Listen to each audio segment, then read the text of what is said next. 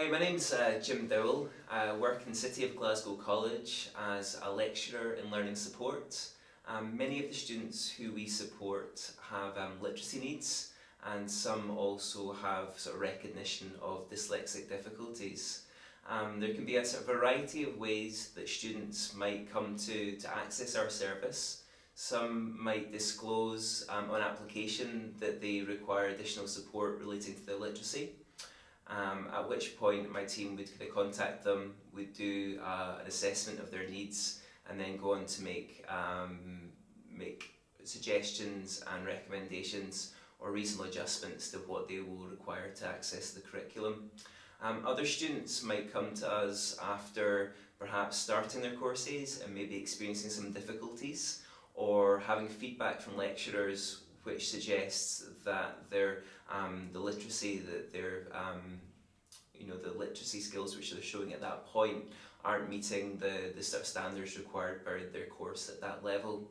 When a student comes to us, what we'll do is we'll initially gather a bit of background evidence. We'll look at how their literacy needs have impacted them in an educational context, but also in their sort of day-to-day life.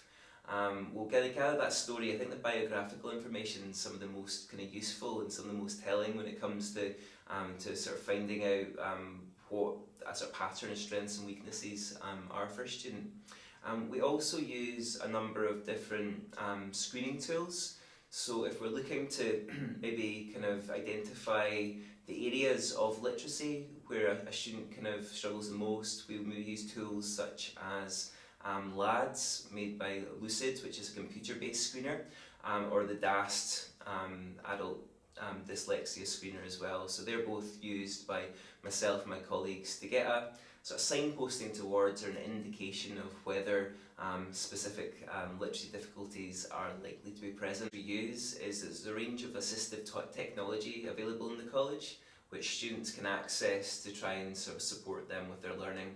Examples of this include Text Help Read and Write Gold and mind mapping software, which many students use and find useful, but we find that students with dyslexia and other literacy needs, they find that particularly useful. Access the service at any point during the session. It might just be for a short time, maybe just 1 or 2 meetings, or it might be that they have regular contact with us throughout the session. There's no cost attached in anything that we do. All the services we offer are available to students who come either independently or who are referred by their lecturers. We try and make sure that the support that we provide is appropriate for the level of need which they're showing at that point. I think that students tend to perhaps access the service most earlier in the session, and we see as they go on them becoming more confident and more independent in their learning, which is always kind of quite satisfying, seeing somebody build the strategies they need to kind of move towards more effective and independent learning. Service can be accessed in a number of ways. Students can come and contact us directly just by walking in and making an appointment.